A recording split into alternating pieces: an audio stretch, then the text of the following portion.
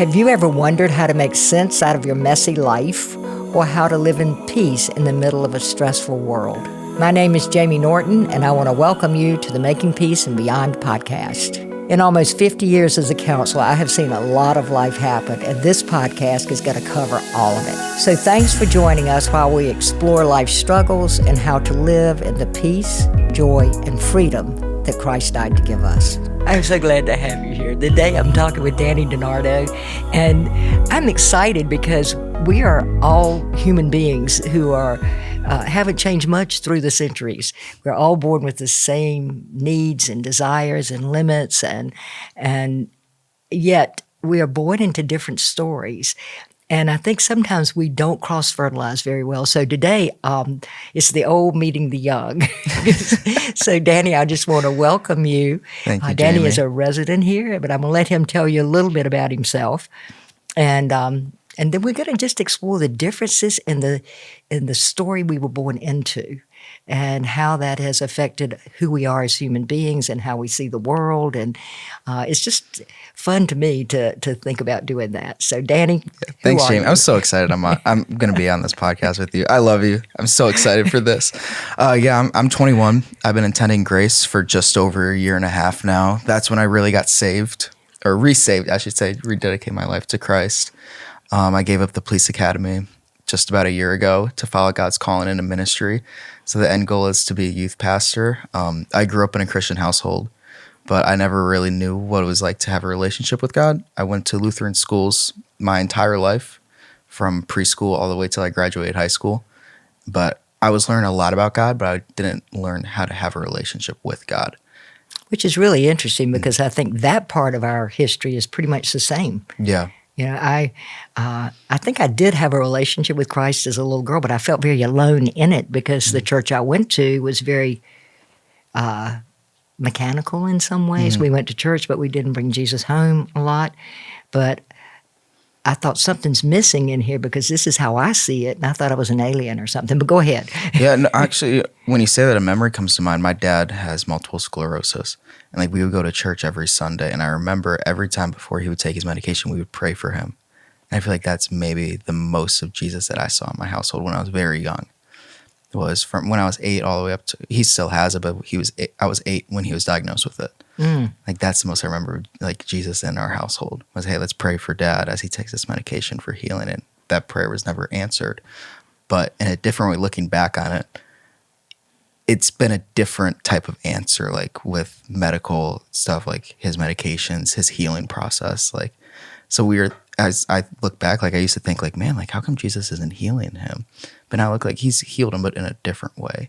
Yeah. And I think it's one of the things that took me out of church was my parents were both alcoholic.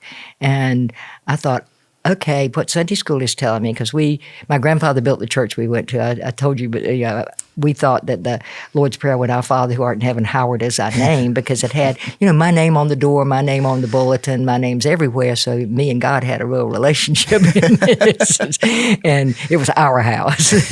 And so, but I thought, if I just pray hard enough and I'm good enough, then God will fix my family. And so I did the Girl Scouts, and I went to see the old people and ate milk and cookies and listened to them, and visited, did straight A student in school, 12 years perfect attendance at Sunday school, prayed, and God did not heal my parents. It got worse. And finally, I just thought, God, you don't exist, or you don't love me, or you're just impotent. But at any rate, I started to move away from Jesus that I knew. You never completely did that, I think. Yeah, I was always surrounded by learning about God. There was so much I'd learn about the New Testament, the letters that Paul wrote, end times. I'd be learning so much in Old Testament, but it's I never truly learned how to apply any of that to my life. I think of the church I grew up at, they would use this as an example, they would teach on the parable of the lost son, but never would they say, hey, you're that son. And God is the Father running towards you with open arms when you come back to him. They just be hey, this is what Jesus says. like when I came here to Grace, like it realized like, wait, that's me. Like I didn't know that. Like there's some parts of scripture, like I can apply, like put myself in those shoes. And it was like truly life changing me. I'm like, wait, this is who God is.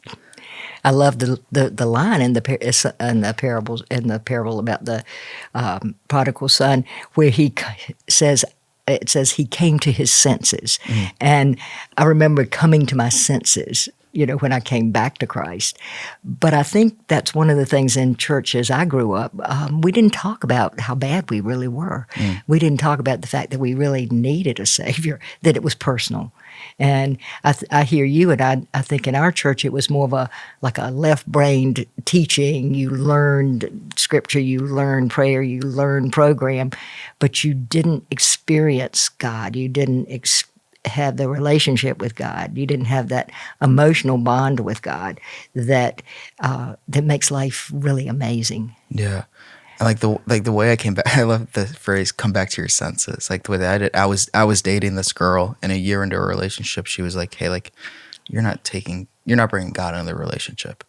She grew up here at Grace, and I was like, "Oh yeah, I'll come back to God. I'll have a relationship with God." Like, yeah, I just didn't want to break I'm up a Christian. at that point. Yeah, I'm like, "No, I'm Christian. What do you mean?" I'm like, "Yeah, I'll find God. I'll bring him in." I'm like, "Whatever." Like, I'm like, I believe in God, but I didn't know what the relationship aspect was. I was like, I believed. Isn't that enough? And then, Satan believes in God. Yeah, learned that one very well. And then 4 months later, it was like a slow journey. It wasn't like that immediate. I'm back to my senses. It was slow months of just finding God. Like I'm gonna be honest, it was like when that Russia-Ukraine war was 6 months in, and everyone's like, "Oh my gosh, World War III is about to happen." And I remember I was at work just reading news articles, and I'm like, "Oh my gosh, if I die, am I saved?" And I got scared. So then I started seeking God out of a fear of I don't want to go to hell, and then seeking Him out of that fear, it actually turned into love. And I was like, wait, there's a lot of stuff in my life that's messed up. I was like, but God's showing me love through this, mercy through this. And then, so it went from, yeah, I'll find God for you. And then it went from, oh my gosh, I'm scared to go to hell, to, whoa, God, you're greater than everything that I've experienced, all the partying, all of the smoking, the girls, whatever. And I'm like, it was just amazing. That's when I came to my senses. Yeah, that's what you had to come to your senses about. Yeah. Had to get knocked over the head. Too well. Had to get knocked over the head a couple times. I think the hard thing that many people come to is that we live in a broken world. It's hard. It's never going to be a place that is fully happy ever after. Yeah. We don't find happy ever after on this earth. But I think what God promises us is that we don't have to be alone in it. And that's an incredible kind of a gift. But to really look at how do you do hard? How do you do hard better? There's a coach at Duke that told her basketball team, life's not going to get easy. You just have to learn to do hard better. Yep. and about doing hard better is you don't have to do that alone. Yeah. I feel like this generation that we're in, I hear a lot about it's the most anxious, the most lonesome generation. A lot of that has to do with social media and stuff, but you don't have to do hard by yourself. Probably the biggest difference, we were alone in a different way. We were alone in that people didn't talk about their faith. I mean, it wasn't a topic of conversation like I hear sometimes you guys doing. It was you didn't talk about problems. We didn't acknowledge the things we needed to be saved from. We didn't acknowledge our true human nature of when you try to one life by yourself, things go bad. But so there was a loneliness because we learned to present well. We learned to dress up well. We had Miss DeBerry's hats, and we had right length of glove, and we learned to smile, and we said, fine, thank you. And we acted like we were okay when we were not okay. And some of that hasn't changed, but I think there was, even with our best friends, often we didn't acknowledge the things we were doing that we knew were wrong. I believe God's law is written in our hearts. I believe we innately know when we're out of base.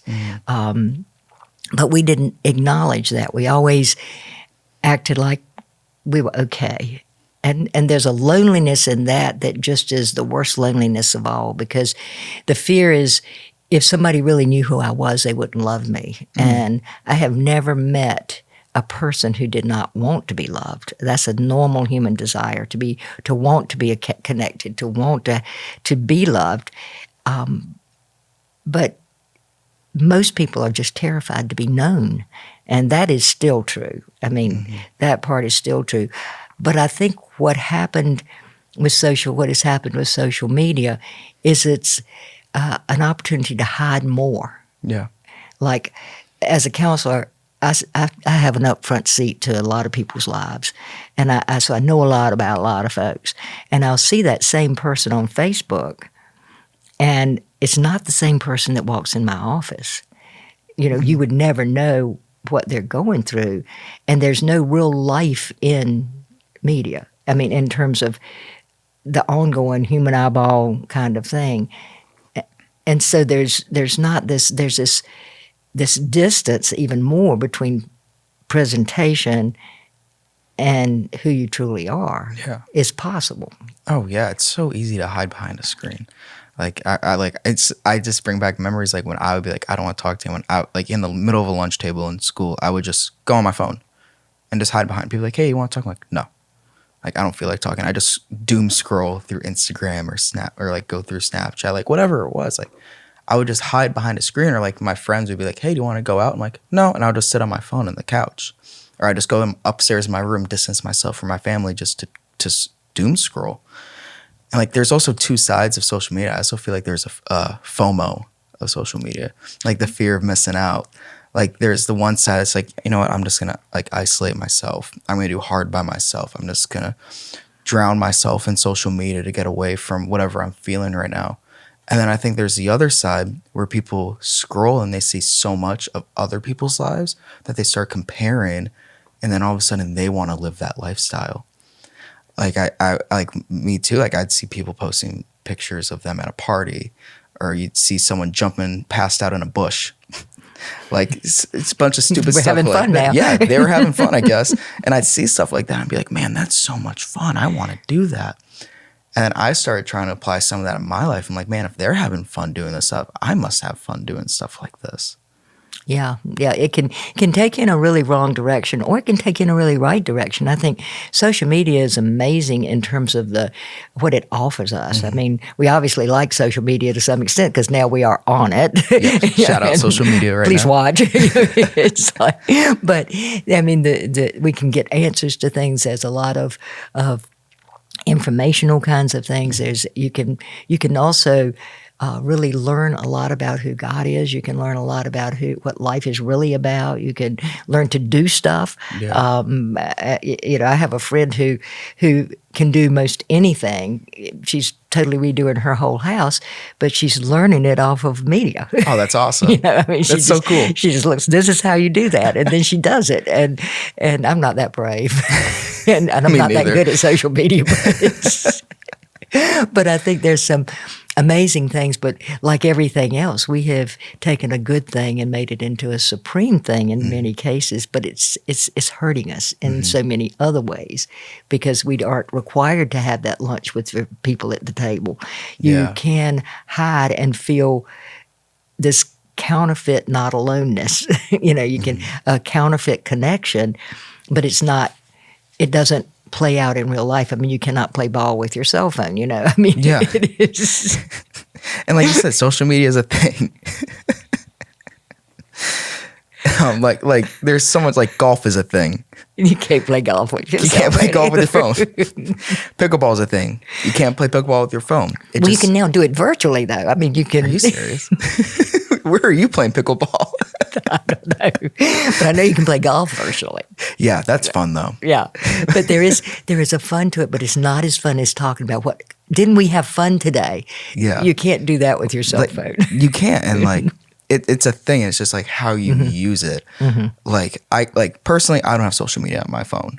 It was too much of a distraction for me. It was a distraction from God. It was a distraction from my schoolwork, from other people. And I was just like, I can't, I'll wake up at 9 and I'll sit on my phone until 11 o'clock, 12 just scrolling through TikTok. And it's like, well, there goes 2-3 hours of my day just sitting on TikTok. Like that's, for me, that wasn't healthy. And I couldn't be doing that. But it's like, if you're fine with social media and you're like, hey, it's not a distraction, I can be on it, go for it. That was probably the biggest difference between your world and my world, is my world was so small because we had no screens. I mean, you can't even imagine this world. I know that. But I think we got our first television when I was 11. Oh, wow. To contact somebody on the phone, we had to call the switchboard.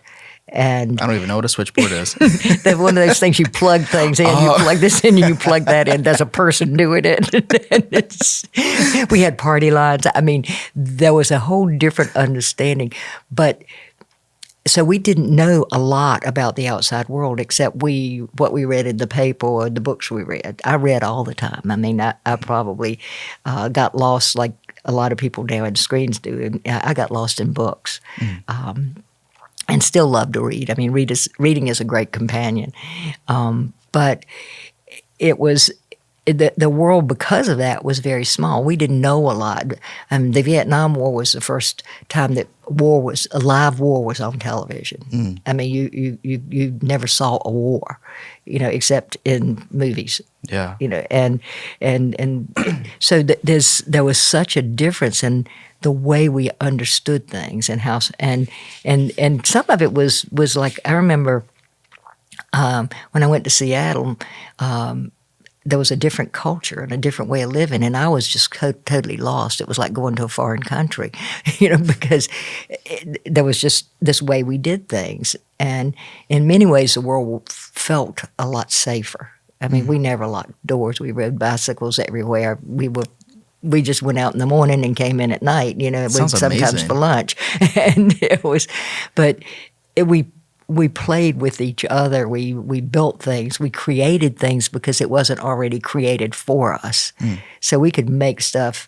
I built, I don't even know how many tree houses and things that we sounds did. Awesome. It was fun. I mean, my father owned some property, and there was a sort of a ledge, and there was a vine that swung out over the ledge, and we found it, and so we were swinging out over the ledge until I told my father, and it was gone the next time I went. It was like, I guess he didn't want it to break or whatever. But we didn't sit much. It was we weren't as sedentary. It's sad to me when I go and see people eating together, but they're both on their phones because they're not connected. Yeah. And I think that's the downside. But there's so much more information. I think one of the other things that has happened is the ability to ponder. There's information coming in so fast that our brain structure is actually changing. It's constantly on, constantly hyper, because it's click, click, click, click. And there was a time when we were there that I was thinking this morning, because I walk in the mornings, and I used to love to just look for four-leaf clovers or make clover chains, or look at the clouds being formed in animals, and just to really ponder creation, to really ponder the last book you read or what was said to you last. And now I think we just run by. We have such a surface way of dealing with things. Is what I see a lot. People don't really think. No, and I would say the most memories that I have are without screens. I played a majority of my life playing video games with my friends. Yeah, I've had a lot of laughs, but I don't think of those when I think of a good time. I think of the times where I'm with my friends, having a good conversation, a deep talk, or just there's no phones and we're just having a good time doing whatever. That's a good point, because in your memory, the joy that you experienced was relational. It wasn't connected to a screen. It was relational time. Yeah. And we were created for, I told you, we were created out of love, for love, to love, by love. Our assignment here is to love God and love each other. And so when we do that well, when we build each other up, when we enjoy an experience with each other and create a common memory, that is where that joy comes in. I mean, if you look at, joy in the intellectual sense is, God is with you in all situations. That is intellectual, but to experience joy is to experience the joy of the Lord, is to experience God smiling at you with a twinkle in his eye. Yeah. I mean, that is to have that relationship with him that you're talking about. Neither one of us, I think I had it. I don't know why I had it when I was a child. I questioned it, doubted it, lost it for many years and got stupid. And did a lot of stupid, self-destructive things and really thought I had failed God. I flunked God. There's no way he would want me back because 12 years of perfect attendance at Sunday school did not address the fact that we're really sinners and we need a Savior. So when I found that out, it was like, I want everybody to know this. There's a way back. Yeah. Just because you're lost out there doesn't mean there's not a way back. I don't care where you've been or what you've done or what's been done to you. There's a way back. And that's why I think we both love the prodigal son, because we both recognized ourselves as prodigals who needed a way back. Yeah. Yeah, I never realized how much I needed God until I'm like, whoa, I need God. Like, I cannot do this on my own anymore. Like, there's just been a joy with that. Like, ever since I've come to grace, like, I love the friends that I had, like, in high school. Like, I still have two that are, like, I consider them my brother or sister. And, like, even, like, coming here, like, I'm surrounded by a community that is genuinely just, like, encouraging, that it's, like, genuinely loving. Like, I remember my friend group in high school, we'd always make fun of each other. And then, like, on that couple occasions, we'd get serious, like, okay, like, hey, like, what's going on? And then we'd be back to making fun of each other. And I'm not saying my friend group here, we don't make fun of each other. Like, we definitely do. But it's not like every line, every time we talk, it's making fun of each other. And it's not the biting kind of, let me hit your wounded areas. Let me put you down so I can build myself up. And I think that's such a backwards way of doing things. I mean, we've made leadership something that is a pyramid pointed up, but we always thought leadership had to do with the responsibility of building others up. And I think we have a culture that does that here, to encourage, to help people to exercise their giftedness, to celebrate each other's victories, so that there's not this comparative thing, because in Christ we're all pretty equal. We're all just human beings trying to get through life at different places in life. We're sharing that journey somehow, and it's hard.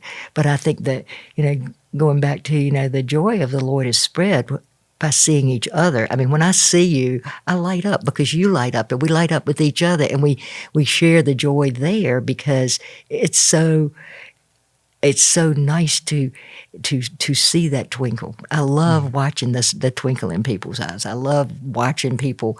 It feels so good when you walk in a room and somebody lights up and says, "There you are. I'm glad you're here." Yeah. And you can't get that on screens. No, you can't. You miss that. Like, you can get a text, "Hey, it's good to hear from you." But it's like, dude, it's so good to see you. Like, how have you been? Yeah. Like, seeing that, it's a total different type of, like, feeling you have.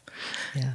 And the wonder of screens is that I have a grandson and a granddaughter, a great-grandson, a great-granddaughter who live in Oregon. And I can see them on screen, and and they can learn to recognize me. I can see what they're doing. I can see how they're growing. There's such a gift. When I was coming on, not only when you were out of sight, out of reach, but you also to even talk to each other calling somebody costs money. You don't know about this. I don't know about this. I know international calls. That's it. No, all the calls. If they were out of your particular little area, really? The calls made. So when I was shipped out to Seattle because I was such a bad girl, then I could talk to my parents, but we didn't talk long because it was expensive. And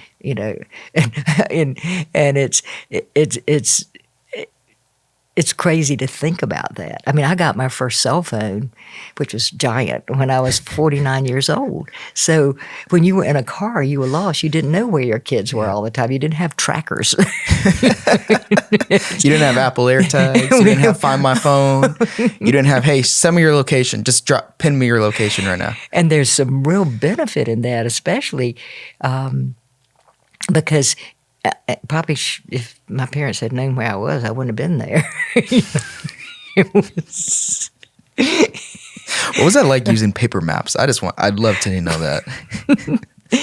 It was traveling was interesting because you had to have a map, and sometimes the map was old, so the roads weren't still the same. But you would have them in the little side pocket of your car, different maps for different locations, and if you got lost, you had to find a phone booth. Which could be interesting because that wasn't just lining the phone booth up this highway. But you'd have to stop and then plot out where you were going, the little road map, where it went. And so it was a lot more cumbersome. And one of my favorite things about technology is GPSs. I mean, yep. I have so much more courage now to go places that I don't know how to get there because of technology and how amazing that truly is, to have not only to have the map on the phone tracking me as I go, but also to have it talking to me. So I don't have to stop. I would get lost. Dude, I still get lost even with my GPS. I don't know what I'd do if I grew up with the paper maps. I would never go anywhere. Well, most people didn't. True. Well, the other thing is there was not a lot of highways. I mean, it wasn't that long ago that I think I saw my first 4-lane highway when I was probably 11 or 12 going to get my braces put on. Oh, wow. And it scared me to death. I mean, cars running along beside each other, that was incredibly frightening. Yeah, I bet. Still is sometimes. And, we had one movie theater, so that was the screen in town. And every Saturday we would go to see the movie, and often there would be a serial, like a little 15-minute thing in front of the movie, maybe a 5-minute newscast of something that may have happened a month ago. But we would get a quarter. One 25-cent would get us in the movie. Was 9 cents, popcorn was 10, a drink was 5, and then you had a penny left over for bubble gum. So we could do the whole deal for 25 cents. Give me like $20 and I got you. Maybe a little bit more. Inflation has happened. Yeah, it sucks. I think my first job when I got out of college as a social worker, I think it was $4,200 annually. Oh my gosh. That's insane. When I was in college, we lived on $100 a month. We lived in student housing, paid $33 a month for rent. Oh my gosh. Can we bring that back? Please. It would be nice, wouldn't it? Something that you said that stuck out to me when we were talking about grace, you said like the leadership and it's a healthy culture. I wish that our culture today, just as society in general, is just as healthy. Like, I'd just love to hear, like, back in your generation, I truly believe today is like a judgmental culture and like a shame culture. And if you aren't fitting in the right way, if you aren't wearing the Jordans, if you don't have this certain like style of clothing, like, then you can't fit it and you can't be accepted. Or if you're not partying, like, you can't, stuff like that. Do you say like in your generation it was the same type of like culture, or do you think it's gotten better, it's gotten worse? I think the presentation, the how you look is still kind of was there when I was there. The brands were different. I mean, we had Villagers and Gants and never heard of that. No, you haven't. Which all goes to show how important it was. But there was this how you dressed. I remember just thinking, because my family was an old family. My father owned a hosiery mill, and it was his grandfather's. And my great-grandfather was a legislator and a judge during the Civil War, and which was interesting. And but it was there was still groups that were determined. I mean, there was still a strata, and I think all groups stratify. I mean, it's a normal thing when you gather a group of people together. They will sort of layer themselves somehow, and dress is one way of doing that. But But I think what was different in terms of being a person, leadership was responsible. It had a responsibility to support and to take care of, and it still wasn't exactly right because there was a servant leadership, at least in the town that I grew up in the way that I understood leadership. In my family, there was a servant leadership. Like my grandfather, when he built the hosiery mill, it was almost like a fiefdom or something. It was he built houses, he built clinics, he built churches, he built schools. He had a scholarship fund for kids who were bright that couldn't afford to go. He had profit sharing.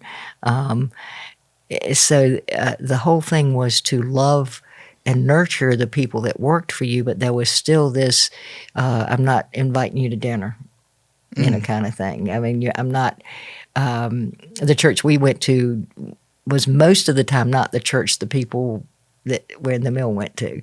I mean, there was a definite segregation. I mean, I grew up in segregation, which was horrible, and we had help in the house, and it was, I mean, if you ever saw the movie The Help or read the book The Help, it was very real. That was my family. It was, and I didn't socialize well. I never could understand that. It's funny, I was telling somebody the other day, I think I've always seen people just as little kids trying to figure it out. I don't care what color you are, how old you are. It's like we're God's kids. And so I just always felt that way and never could see things the way I was taught that I was supposed to see them. And I'm grateful for that. Yeah. It's funny you say like we always have the law of God written on our heart. That sounds like Colossians 3. There is no circumcised or uncircumcised, Jew or Gentile, slave or free. Like we're all part of Christ. Yeah. That's what it sounds like right now. And there is, just an understanding of the body. Like I do one thing and I do it fairly well. But that's all I do. So I am so grateful for, and I'm just going to take a shout out for Lauren and Davis Evans who do this. I mean, they're the ones who do all the media stuff. They are gifted, talented, committed people who love God and love this ministry. And without them, I would be singing in the wind. And it's their heart and their commitment and their gift that allows us to be here. Yeah. But when you're part of a body, it's like when you put it all together, we make life work. Yeah. And that's how it's supposed to work, is community. We've lost so much about community. Mm-hmm. And we don't have community, we have group chats. That too. And it's sad. I mean, it's like community is scary for some people because to stay close to people, to really do life with people, means they get to see you, warts and all. Mm-hmm. I mean, they do get to know you. It's really hard to hide in a real solid community. Yeah. Because all of the needs that you have, which we all have, show up. All of the feelings, we're not always happy if we're really real in community, But it's so nice to be able to cry on somebody's shoulder and not have to do it alone in your bed at night. Yep. And, I mean, there's so much good and strength that comes from really having people who know you and love you. Mm-hmm. Yeah, I mean, like, I think back to my days with my, like, old friend group. Like, dude, I could not tell them anything. Like, there'd be the one friend group I'd hang out with, and there's another group I would actually tell some stuff. Because I was like, I can't tell one or the other. Like, I can't do the same thing with both. It was always different. I think of the community now. The other day, I was crying on their shoulders. I'm like, hey, I'm going through some stuff right now. I need you right now. And it's a peace that I've never felt before. Yeah. Yeah. And it was so freeing knowing that God has given me this community. Like he's put these people in my life for a reason, to hold me, to pray for me, to cry with me, to laugh with me, to just do life with me in general. Like it's great that you and I are talking about find a community. It's great to have this community. Like how could one find a community if they struggle finding one? I think church is the best place.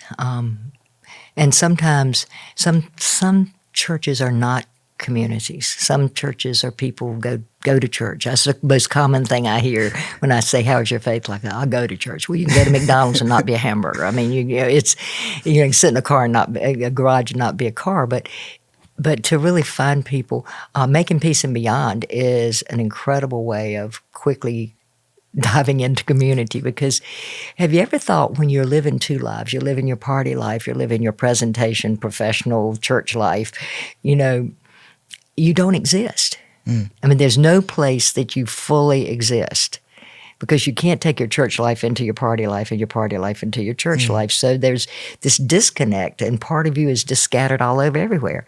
And finding that place where you can be all of yourself.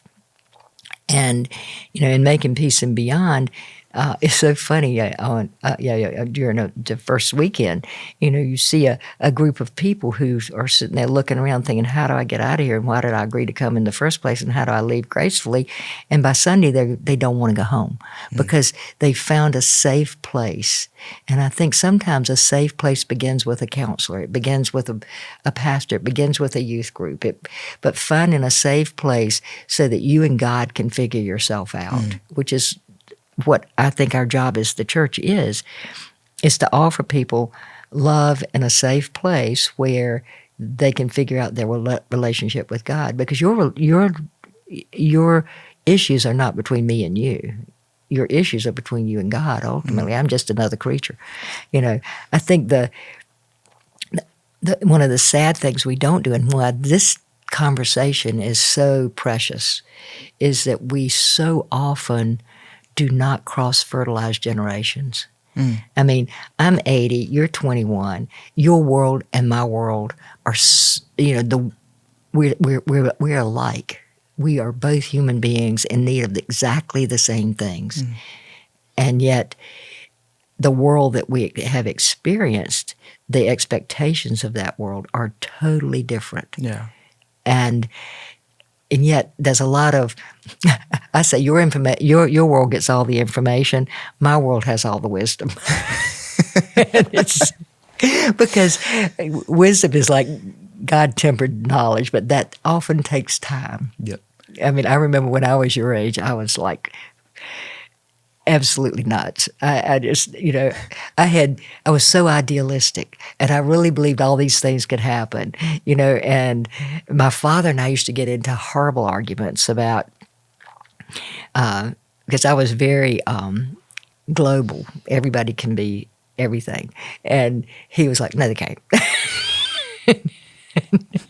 And so after about, 15 minutes of just arguing with each other about the state of the world, we would just agree that we were different, but we loved each other. We'd just go ahead, and I think, but I can glean a lot from you in terms of where things are now, but you can also glean a lot from me about how life works best, and we can both glean amazing things from looking at how God says life works best, because He's the oldest of all, and that wisdom that I used to think was a bunch of rules that were going to keep me from doing the things that felt so good, actually are a blueprint, for how life works best if you're a human being. It's always I think the Bible is like the owner's manual. Like if you get a car, the owner's manual says don't put sugar in the gas tank. The car won't run well. And you can put sugar in the gas tank. It won't run well. And the same thing is true with like alcohol and drugs. The same thing is true with sexuality. It's like, okay, you can do all of these things, but life's not going to work well. And the owner's manual tells you that, so you don't have to bother to do it. So there is something to be said for really looking at, if you're a human being, God wants you to have what you want. Yeah. He wants you to know you're secure. He wants you to know that you're valuable and significant, that you are created in His image, that although you're a broken person born into a broken world, His image is who you were created to be. And He wants you to know that you can have the fruit of the Spirit, the love, peace, joy, goodness, patience, loyalty, all that stuff. But this is how you get it. And that's what you're finding. Yeah, because like you could look like someone could look at the Bible, like non-Christian, be like, this is just a bunch of rules. Like, I don't want to follow a bunch of rules. And it's like, okay, but I bet you're feeling a pit right now that you're trying to fill. Yeah. And that's God. Yeah. And like he's setting up these quote unquote rules, these guidelines to protect you. And to like, hey, like it's not worth it. Like, I am worth it. Like you're trying to indulge in all of the drinking, the sex, the porn, the drugs to try to fill a void, but you're just making that pit deeper, deeper, and deeper. So I have these guidelines to help you, to save you from that pain and from the regret. Because yeah, in the moment, it's going to be the best thing you're ever doing. But you're going to wake up the next day or two and be like, man, I really did that. And it is so important to remember that. Somebody said, you're born into this world looking for somebody who's looking for you. And, we have somebody who's looking for us.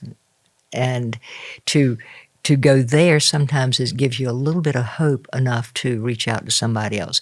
But to reconnect with people from a shame base, you have to look into the eyes of acceptance. And our job as a church is to offer those eyes of acceptance that God offers us. Yeah. And to be able to look into the eyes of acceptance births hope. And hope is essential to healing. Yeah. Like I a couple weeks ago, I was with the middle schoolers. We were doing discussion questions, and we were talking about confession and finding a community. And one of the girls, she goes, well, what if we get judged? And I was like, okay, if you get judged, I'm sorry that'll happen, but that's not the right group for you. We judge ourselves. Anything we hide, we've already judged ourselves. I mean, if I can't tell you something I'm doing, I'm already judged by myself.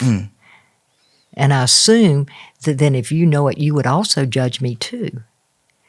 Because judgment is in the truth. Yeah. And the truth is written in our heart. Yeah. So at a heart level, when we do something off the rails, we're going to judge ourselves in a way that says, I can't share that because it makes me look helpless, inadequate, or bad. Yeah. So, it's like judgment from the outside is not what we have to really worry about. It's judgment from the inside that's the problem. I used to judge myself so much from all my past mistakes. And I remember I'm a leader at this point for high school, and I'm at a retreat. Like the night was it was just powerful. It was a good night.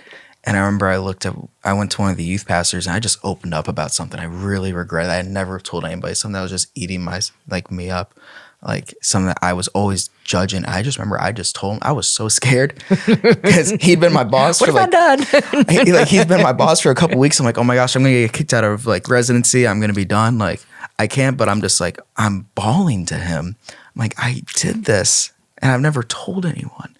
And I remember, I'm not gonna forget this. He just looked at me. He just said, like, dude, you're forgiven from that. And I started crying even more. So I was looking at acceptance, and I've never experienced that before. Yeah. On that level. It is such a gift to be able to tell them your worst stuff, and then they just hug you. You know, I mean, it's not, and I think that's beginning of the way back.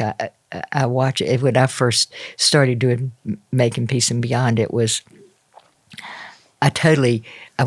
because I tell my story. My story is pretty.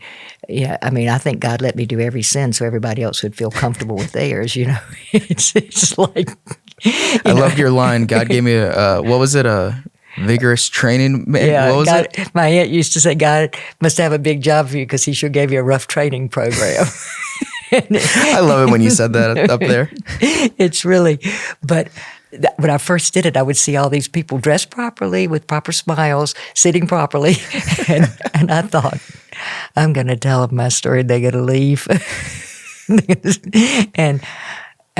but God assigned me to tell my story, and so I tell my story, and they didn't leave. They told their story. I think it's almost like we long to be heard. We long for our story to be heard and to be still able to stay and be accepted. And when that happens, then there's a beginning of a strength that you're talking about.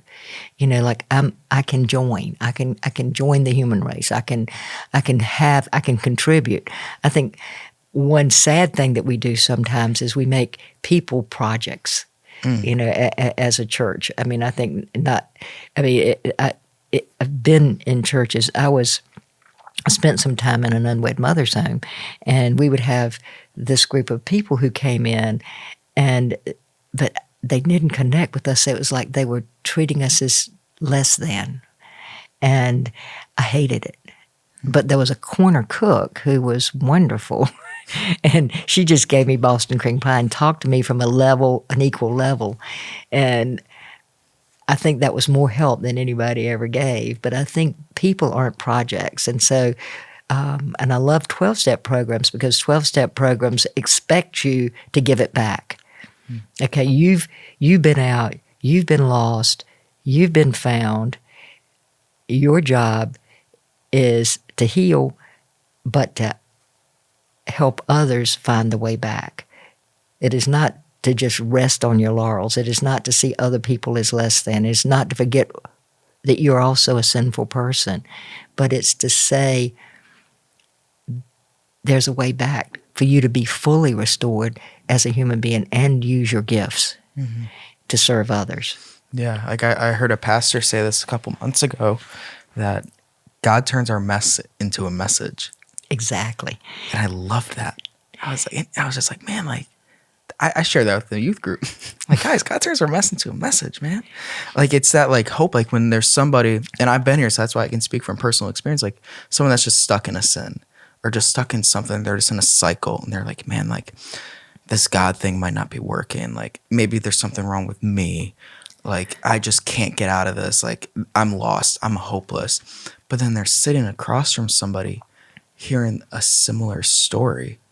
And they're like, I overcame this with God. This is what God did in my life. Here's how he helped me. And like a light can like switch on. Like it's like light at the end of the tunnel. And it's like that hope, that ignite just comes back like, wait, God did this for you. I know you're not the only person he's done this for. There's more people out there he's helped. I'm not lost. Yeah. Have you ever thought about what pride it is to think that you're the only one who ever did anything? Yeah. Yep. And it's easy to tell yourself that. Oh my gosh, I'm the only one that's ever done this. I mean, we're pretty limited creatures, actually. There's only so much wrong stuff we can do. Yeah, really. You're probably the trillionth person to do something wrong. Exactly. I mean, you put a room of 15 people together, and there's somebody that has everything you've ever done in it. You know, I mean, maybe not all of it, maybe a different constellation, maybe a different look, but there's only really so much we can do wrong. I mean, we all do it. I mean, the whole idea that nobody does it. I think one of the big reasons people don't share their story, though, is because they're protecting somebody else's story. I mean, we had such a strong no-talk rule in our family. You don't talk about the alcoholism. You don't talk about the raging. You don't talk about the abuse. You don't talk about the things that really have hurt you in this world, you know, because it points to us. I remember going to talk to my pastor once, and I came home, and my mother was like, "What'd you say? What'd you say? Did you talk about me? Did you say anything about me?" You know, wow. and that no-talk rule can go on for generations. And I think the thing that, because my daughter speaks a lot, and she's amazing. She's absolutely amazing. But she'll talk about the marijuana smoke coming out of the minivan and the funny sugar cubes and all the craziness of her childhood.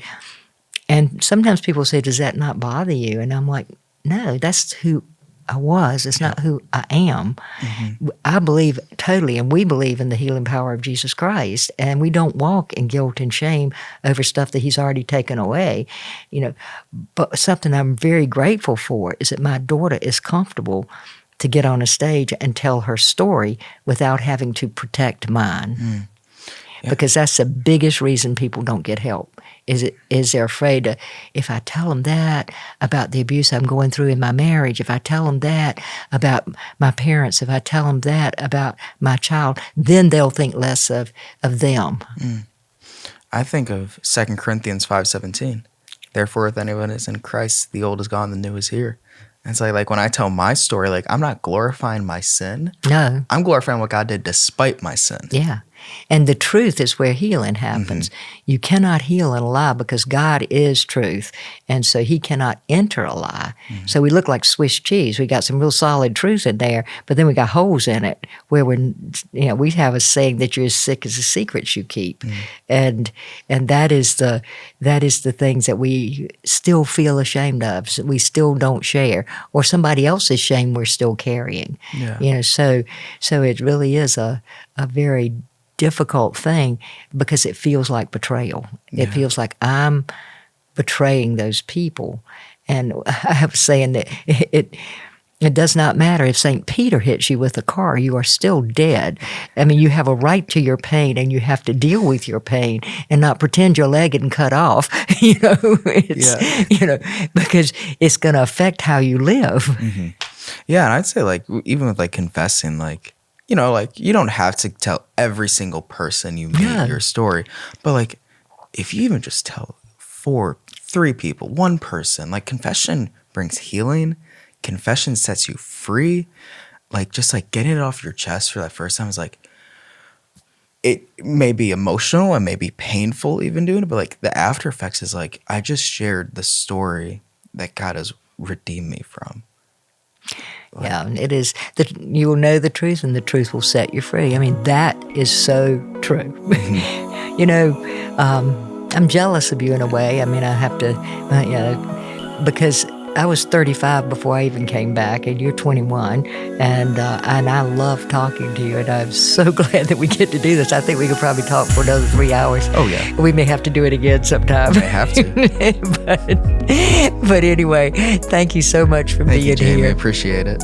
Thank you so much for joining us today. If you enjoyed this conversation, please like and subscribe, leave a review, tell your friends, and join us on all of our social media channels. Thanks again, and God bless you.